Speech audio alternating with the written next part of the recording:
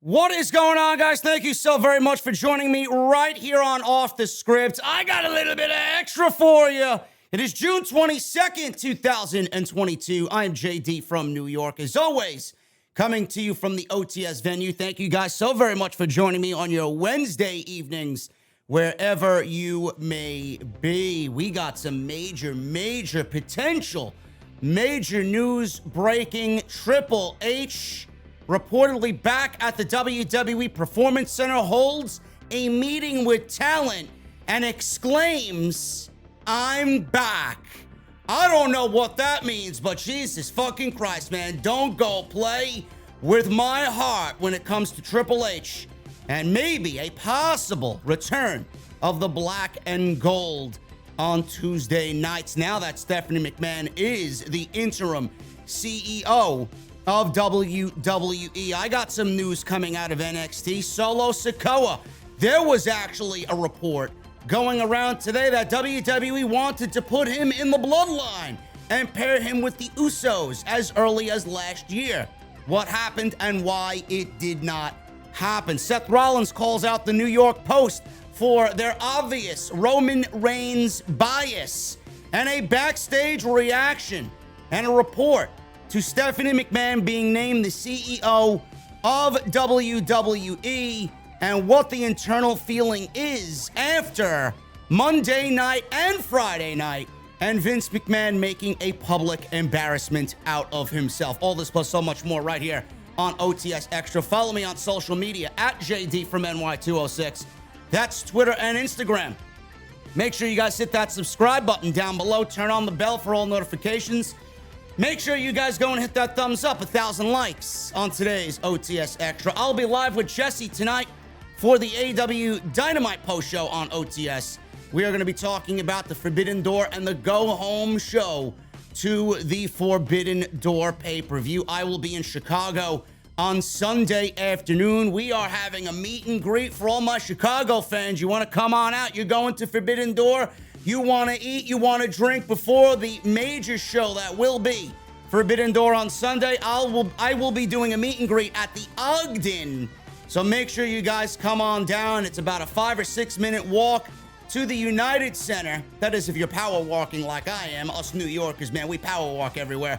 Ogden on Sunday afternoon at 3:30 p.m. Make sure you guys come on down. OTS VIP meetup right before AEW and New Japan's Forbidden Door. And if you missed any of the content on the channel, go check it out. It's all on the homepage. You guys want it, it's there. And all the top stories, it's there right on the homepage for Off the Script. Triple H, let's get into it, man. I know a lot of people are asking me about this. I don't know, man. I don't know anything. I wish I had additional information on this, but this got me very excited. Now, I'm not going to sit here and claim to everybody that, yes, Triple H is back in charge. Yes, Stephanie McMahon is cleaning out the swamp and the power is shifting in the right direction. I'm not going to sit here and proclaim that the black and gold is back. I want everybody to be very well aware of my opinion about this right at the top. I will believe it when I see it. And I do watch NXT Weekly. I don't talk about NXT Weekly, but I do watch NXT Weekly. And when I know for sure that Triple H is in charge, not only will I see it, but everybody will see it and everybody will feel it on Tuesday night. Now, the report going around is coming out of John Pollock and Post Wrestling in a report that they updated everybody on social media. This is what he tweeted. According to multiple sources, Paul Levesque was in Orlando today and spoke at the Performance Center. Of the people I heard from, Levesque stated he's back. It is unknown what the information here is that was leaked out entails, but that was the wording that I was given, end quote. One person reportedly said that Levesque told everybody, the locker room in NXT, that he's back. It's unclear what this means, if he's coming back to run NXT. We all know that Paul Levesque stepped back from his duties as NXT head of creative and pretty much the man, the boss of everything regarding NXT. I don't even say step back. He was actively removed from power in NXT. They blackballed him. They did him dirty. They removed him because of the power shift that Vince McMahon led in WWE with Nick Khan, John Laurinaitis, Bruce Prichard himself, Ed Koskey, you name it. I have people still to this day telling me that Shawn Michaels is in charge of NXT. He is not. It is a Bruce Prichard production. Bruce Prichard is the executive director of Monday Night Raw, Friday Night SmackDown, and NXT 2.0. Everything that is done goes through Bruce Prichard. Triple H was removed completely to a point where he was pushing pencils and filing paper in Titan Tower in Stamford, Connecticut. I don't know what this means. So obviously I put something out on Twitter and I boasted about this and I said to my followers on Twitter, please don't play with my heart. Please don't tell me that this is something that is a possibility and it ends up being nothing. I had people reach into my DMs on Twitter, and this is the only additional information that I'm going to give you.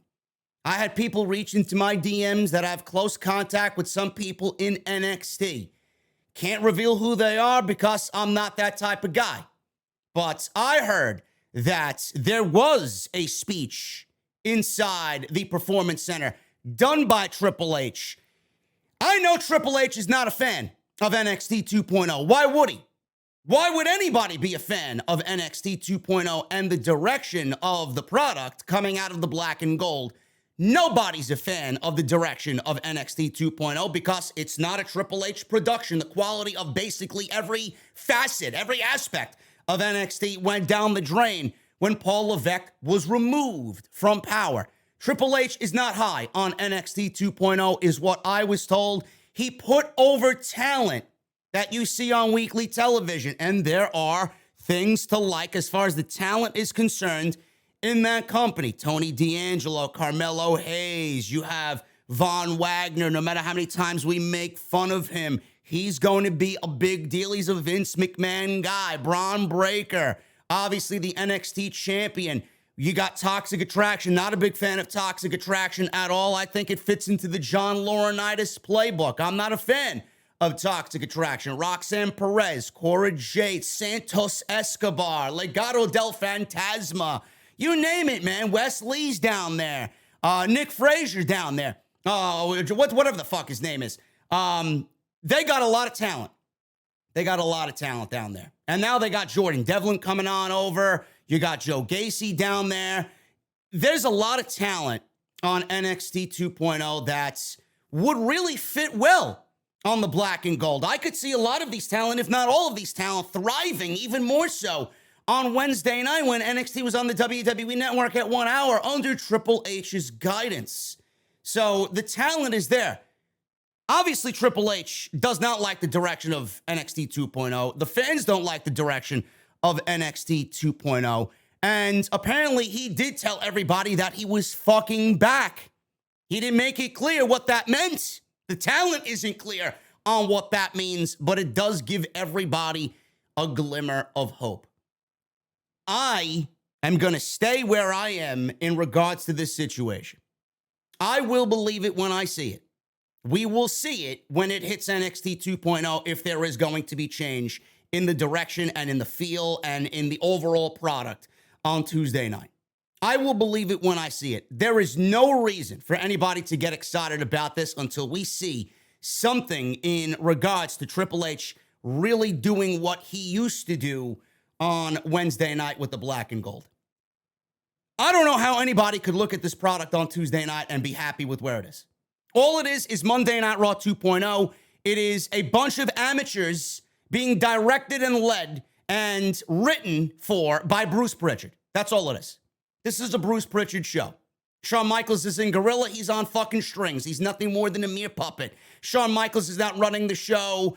Anybody else that was there on that team that was in that position is not running the show. The show is written by Bruce, approved by Bruce, and it is approved by Vince McMahon via Zoom. They're not even there. Bruce and Vince are on Zoom.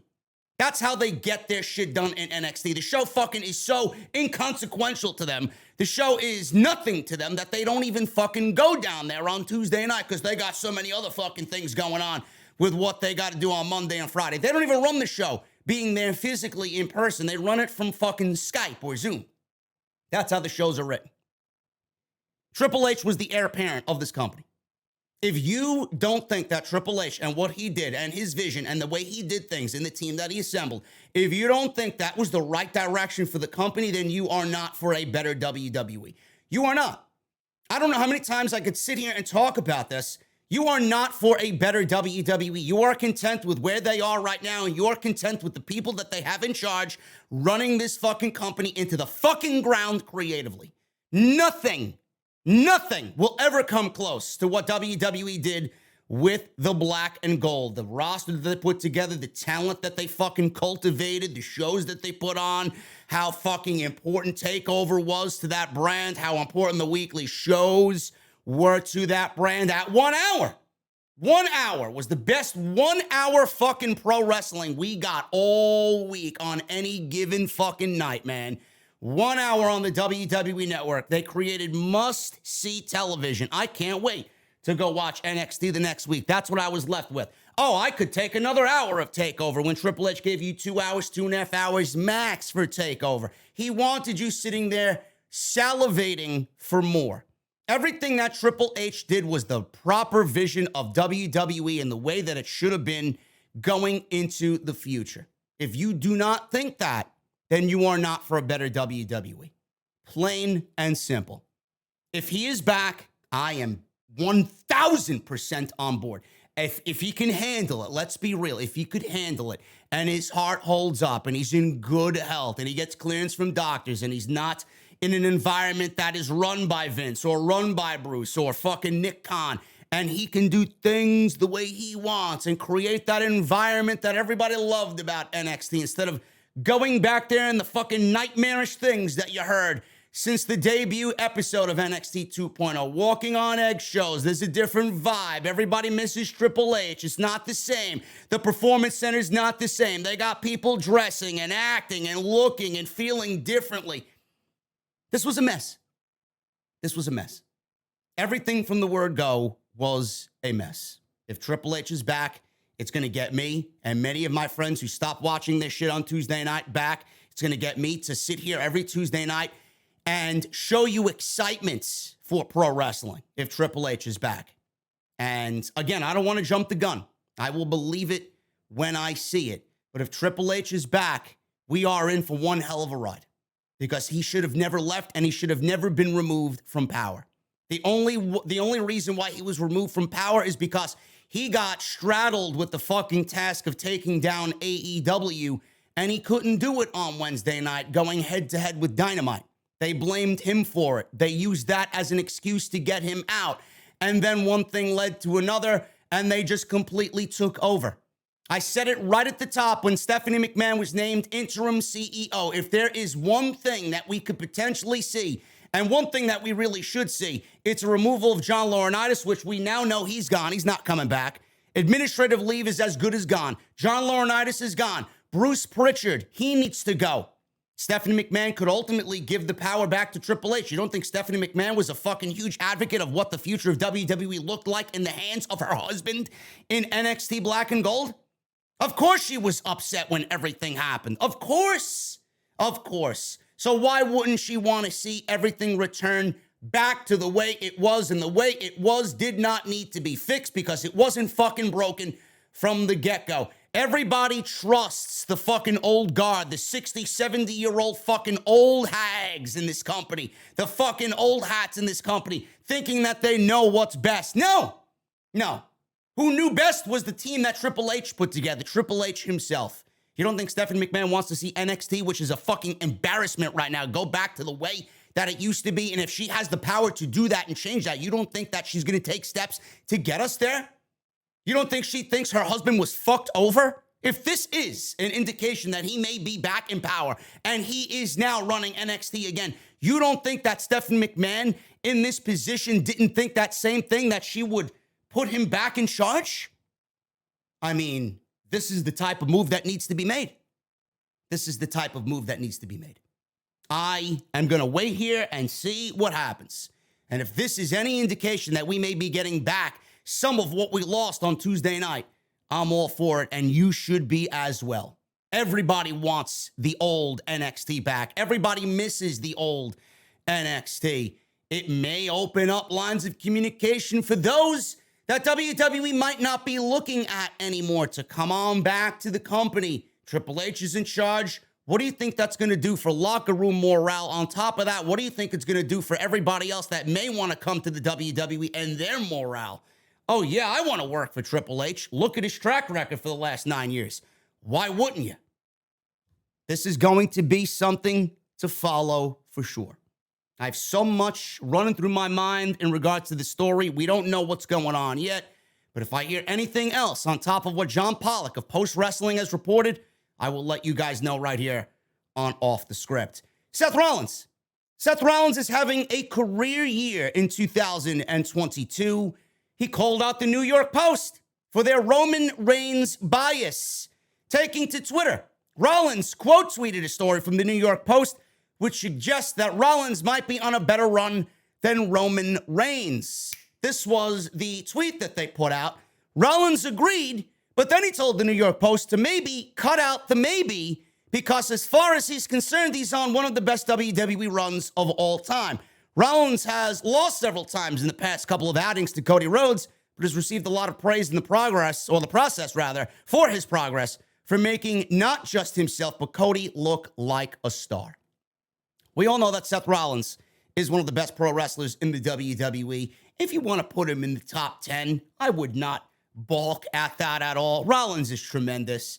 Rollins is on the best singles run of his entire career. Rollins is doing the work that he's doing right now, and in my honest opinion, it's the best work that he's ever done, really.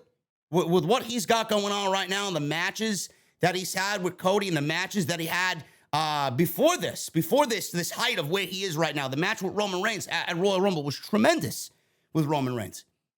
I am going to go out there and I'm going to give you one of my little opinions right now. Roman Reigns has had a tremendous title run this year. Honestly, I don't know what to think of it. It may be looked at as one of the most disappointing WWE title reigns of all time, just based on the fact that he's not there. He has both championships, and he really didn't do anything to make the show better. He didn't really do anything to put anybody else over. It's not his fault. It's WWE's fault. It's Vince McMahon's fault. It's Bruce Prichard's fault. It's WWE's creative team and their fault. I am going to go out on a limb and say that Rollins is doing better work than Reigns this year. Last year, Reigns was absolutely untouchable. The matches he was having up and down every single month, absolutely incredible. But if you want to talk about 2022, I don't think Roman Reigns is the MVP of WWE for 2022. I don't. When you think MVP, you're going to think Cody Rhodes. When you think MVP, you're going to be talking Seth Rollins at the end of 2022. Do I think that Seth Rollins is on a better run than Roman Reigns? No. I can't sit here and tell you that. And it may be the old school in me, but I honestly think that because Seth Rollins hasn't held a major championship in this entire run, I don't think he could really be compared to Roman Reigns. The body of work is right there, neck and neck with Roman Reigns. Some of you may think that Rollins is actually doing better in ring, better body of work in ring than Roman Reigns. And I would not argue with you over that if you want to go out there and exclaim that to everybody.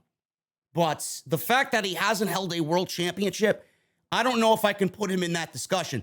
I know WWE titles don't really mean much. They are nothing more than fucking paperweights. The value of them has diminished year over year over year. The company itself doesn't even give a shit about the championships that they have on television on Monday and Friday. So why would the fan base? But somewhere in me, the old school in me, if Seth Rollins had a title run or two in there over a long extended period of time, then I could maybe put him in discussion with Roman Reigns. But the simple fact of the matter is the fact that he didn't have a major title run.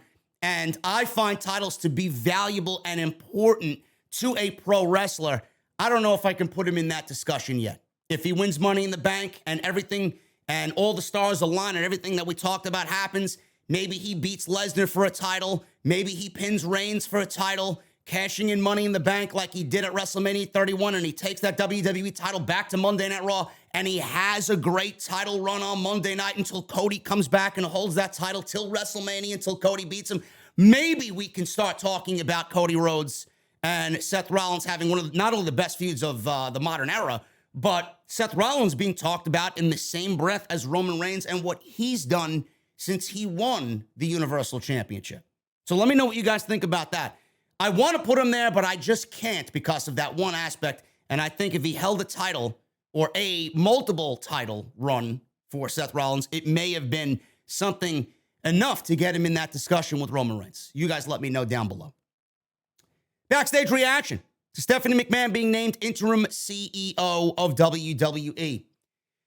According to Mike Johnson of PW Insider, there's been a lot of sympathy backstage for Stephanie McMahon for effectively being forced back to work despite wanting to take a break. A portion of those that PW Insider spoke to about Stephanie's strength, some believe that her mother, Linda McMahon, has also been publicly disrespected by this entire situation. Now, while McMahon has been named interim CEO and chairwoman of the company, Vince retains all his creative roles. And honestly, it's exactly what we talked about. Stephanie McMahon is only CEO in title. There's no reason to believe that Stephanie McMahon is going to be the one in charge making decisions. Stephanie is going to be making decisions in front of the camera and in front of the board. Meanwhile, all those decisions are coming directly from Vince McMahon. Stephanie is not leading WWE in the absence of Vince McMahon while this investigation is going on. If you guys need any real concrete evidence of this, Bruce Prichard got promoted. He got promoted to head of talent relations. He's already the executive director of Monday Night Raw, already the executive director of Friday Night SmackDown. He leads creative on NXT 2.0. Now he's the head of talent relations because they pretty much fired John Laurinaitis. He's not coming back no matter how you want to swing it. He's not coming back. That also may be a reason why Triple H is taking over NXT potentially again, because Bruce Prichard, he's wearing so many hats in the company, he can't literally do everything and then function at a high level. Now, Bruce operating at a high level, I mean, that's not really what Bruce Prichard is known for. He doesn't do anything right. He can't even do his one job correctly. You want to give him all these other different hats to wear. I don't see that being a sound decision. Stephanie McMahon would have never promoted Bruce Prichard in John Laurinaitis' role as head of talent relations. That's not something she would do. And in fact, she would get rid of somebody like Laurinaitis and get rid of somebody like Bruce Prichard. Stephanie McMahon knows that those people are the cancer, are the root of the poison in WWE. Why would she make that decision to only promote somebody that really isn't good for the company? That's a Vince McMahon move. If you need any concrete evidence about who's in charge, just look at Bruce Prichard getting promoted to head of talent relations. Now, Stephanie was named interim CEO, and Bruce Prichard, like I said, named head of talent relations. So there is a reshuffling of sorts with this Triple H news potentially coming out. John Laurinaitis out, Bruce Prichard promoted, Triple H back, potentially in charge of NXT. The backstage reaction to this change, according to Mike Johnson, there's been a lot of head shaking at McMahon for returning to TV, amidst all the investigations and allegations. Some have reportedly perceived the appearances as an act of denial towards those questioning him during this entire ordeal. The report also noted that a minority of people within the company speculated as to whether this whole situation will be the beginning of the end for Vince McMahon. I only hope so. I hope that it is the beginning of the end for Vince McMahon, because that's the only way we will get a better WWE. There is also news reportedly coming out about the company and talk of WWE possibly introducing larger checks and balances. Now, what that means is checks and balances is counterbalancing influences by which an organization or system is regulated, and if anyone could enforce them on McMahon. What that means is McMahon has so much fucking power in the company, he's going to give it to a group of people that he is very close with and nobody else, which is going to stagnate the company. Nothing about the company will grow and flourish at a creative level and an on-screen level. Checks and balances kind of limiting what he can do and limiting where he could abuse his power by promoting a Bruce Prichard and bringing back a John Laurinaitis and having so many fucking handy yes men everywhere where nothing changes. Nobody's there to combat Vince on anything. It's yes, yes, yes, Vince. How can I suck your dick today, Vince? Do you want me to tickle your asshole today, Vince? What would you like? Because that's the environment backstage in WWE. So somebody definitely needs to rein in Vince McMahon's power. So there's talk about that as well in the company, which, in my honest opinion, is desperately needed.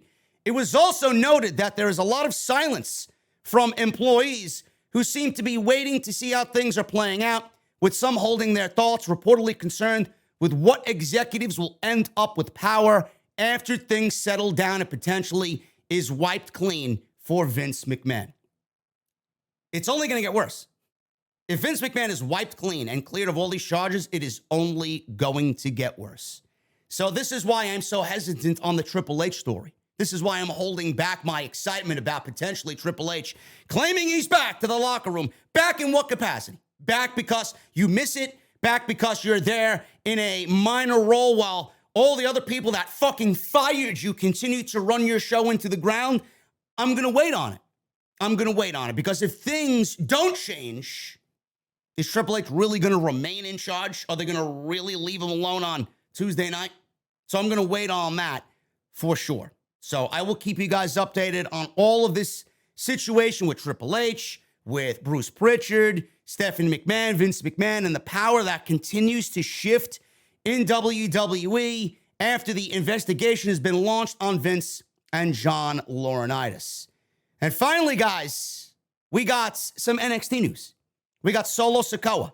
Solo Sikoa was actually being considered to be paired with the Usos last year. So this was courtesy of BT Sport. So we got Solo Sikoa being interviewed by BT Sport. He revealed before making his NXT TV debut, WWE considered putting him with the Usos on SmackDown, but he was hesitant about it because they put him on as NXT instead. He says, and I quote, "You know, at the end of the day, it's so easy to go back to, I'm their brother, I'm their family. I don't want to be referred to as their brother, their cousin. I want people to recognize me for me. Before I debuted on TV, WWE creative was like, well, we'll put you with your brothers. Then the next meeting was like, let's see what you can do on your own. I felt like this is my time now. This is the time for fans to recognize me as Solo instead of your Jimmy and Jay's brother. Before, man, I had black hair. We all really did look alike. Again, 9 months later, people know, oh, that's Solo. That ain't Jimmy and Jay." Solo was asked if his heart dropped when they first told him that they will put him with his brothers. He then goes on to say, and I quote, "I would say, okay, that would be cool. I think that was when they started saying, we're the ones. I was like, I don't know, man. I would still feel like I was in their shadows. I need to step out on my own and do me," end quote. I'm glad they didn't put him with the Usos. I'm glad they didn't put him in the Bloodline with Roman Reigns. I'm glad that none of this came to be. I'm glad he's on his own because you really need to stand out on your own and make it on your own first and not automatically go into the shadows because you're going to be cast behind Jimmy and Jay. You're going to be cast behind Roman. You would have been a fourth fucking bench player or fourth player in that, and you would have definitely been behind them in every aspect of what's going on right now. I'm glad. Not only that, he wasn't ready. He was not ready as far as look-wise. He wasn't ready as far as promo-wise. He wasn't ready as far as an in-ring aspect is concerned. The longer you stay in NXT, the longer you are going to marinate and get everything you need to get done right. Promo, in-ring, you're going to learn to tell those stories. You're going to learn being on TV every week with the top talent that you have around you in that performance center to work a crowd, to work those matches in the ring. These are guys you're going to end up getting called up with. This is the class you're going to end up getting called up to the main roster with. Why would you want to go to the main roster knowing that you are not ready in all these different aspects of your career so far? So this is what NXT is for. I hate when people say, oh, he doesn't need NXT. Yes, he does. Or they don't need NXT. Yes, they do. She doesn't need NXT. Yes, she does. NXT is the foundation for what you need to do to get ready for us on the main roster. Otherwise, you're not gonna swim. Not with Bruce Prichard and Vince McMahon running the fucking show on Friday night, or Monday night. You may get 1 or 2 looks, and then they'll dump you. And then you'll be forgotten, and you'll sit in catering until the next round of budget cuts. And then we're all sitting here as a community asking, well, why didn't this person get used? Why didn't she get used? Why didn't they get used? What a fucking waste of talent. Do you want that to happen to Solo Sikoa? Not that I'm saying that it would happen to him because he's in Hawaii, but I don't want him to waste away. The better he gets and the more name he develops for himself, the bigger he's going to be in the eyes of Vince and Bruce, and we'll be on our way to getting the next major name to join the main roster. That's what we're looking for. Otherwise, why is there an NXT? Guys, I'm getting out of here. Make sure you hit me or leave me a thumbs up and hit that thumbs up. Make sure you guys leave me a comment down below. Let me know what you think about this Triple H story and all the top stories coming out of today's Off the Script Extra. And I will be live in a few hours with Jesse as we talk AEW Dynamite and the Go Home show for the Forbidden Door. Remember, I will be in Chicago on Sunday afternoon, meet and greet at the Ogden, 3:30 p.m. We are going to ride it out up until about 6 p.m., 6:30, and then walk over to the United Center, and we will have a great time Sunday for the Forbidden Door pay-per-view. So make sure you guys join me in Chicago. Jesse will be there as well, so make sure you guys hang out with us before you head on over to the United Center for the Forbidden Door. Again, we'll be live tonight, and it will be at usual time, and we'll see you live tonight on Off the Script for AEW Dynamite right here in the OTS venue. I'll see you guys later.